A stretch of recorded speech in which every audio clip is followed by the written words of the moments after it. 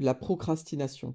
Bien voilà un mot savant qui a envahi l'espace médiatique et qui est relayé par beaucoup de gens qui estiment vivre ça dans leur quotidien et en souffrir. Ils ont vraiment l'impression que c'est l'expression d'une limite qu'ils ont dans leur vie. Alors qu'est-ce que c'est la procrastination? Eh bien c'est le phénomène qui consiste à repousser au lendemain une chose que l'on pense devoir faire aujourd'hui. L'acte qui était initialement prévu maintenant, qui s'impose au sujet, eh bien, il le renvoie à demain, à plus tard, dans le futur. Classiquement, c'est le lendemain. Et une chose est certaine, c'est que demain, c'est toujours demain. Si bien que quand on dit je le ferai demain, arrivé demain, le demain qui devrait devenir présent est de nouveau le demain, c'est-à-dire le jour suivant. Et on s'inscrit dans une boucle éternelle de répétition. Et l'espace où l'acte pouvait se passer, eh bien, il n'est jamais conquis. Voilà. Il est repoussé. Et la question que on peut se poser quand on insiste à ça, quand quelqu'un souffre de ça, c'est de se demander dans quel temps vit-il? Bien, ma réponse serait, il n'est pas dans un temps, il a chuté dans le gouffre du temps. Voilà, dans le gouffre du temps. Bien, le gouffre du temps, c'est quoi? Bah, c'est un temps qui est sans épaisseur, un temps dans lequel il n'y a pas d'acte, un temps qui n'est pas séquencé par des actes, par exemple, et qui donc peine à s'inscrire. Un temps qui ne s'inscrit pas. Le temps, finalement, passe-t-il si il ne s'y passe rien? La question populaire que se posent les gens qui souffrent de cette procrastination, c'est comment sortir du gouffre temporel dans lequel ils sont coincés. Je lui vois, disons, deux voies. La première, c'est la question de l'origine.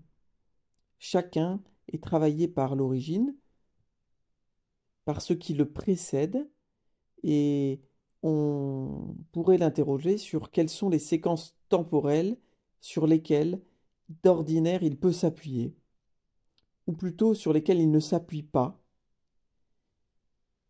Plus précisément encore, sur quelle séquence temporelle donc de son histoire, et l'histoire avec une immense continuité de toute sa vie, séquences auxquelles il peut rester parfois, des séquences temporelles auxquelles il peut rester parfois accroché.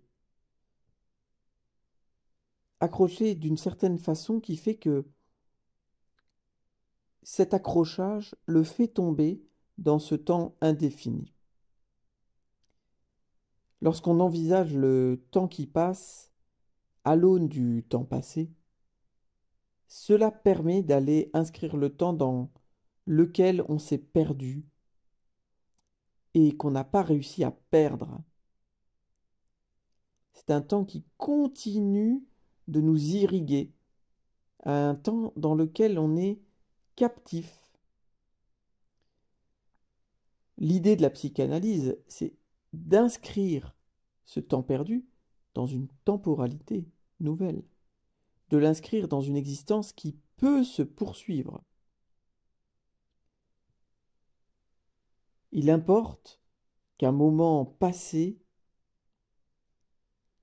puisse réellement passer, c'est-à-dire qu'il puisse s'achever, que la séquence se termine pour que passe un autre temps, pour que le patient simplement puisse passer à un autre temps.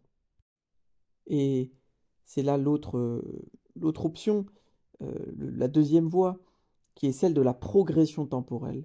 Un temps qui est gelé, finalement, fixe la personne dans un indéfini. Et quand il y a progression temporelle, si l'acte qui a été oublié, ou plus précisément, si l'acte qui a été refoulé s'inscrit, eh bien on constate que un futur se dégage, et dans ce futur, ça appelle d'autres actes. Voilà. Et on ouvre ainsi une suite cumulative, progressive d'actes qui auront comme une sorte de libération qui peut permettre à quelqu'un de ne pas en rester bloqué à un acte dans un temps dans lequel l'acte de la fermeture ne s'est pas produit.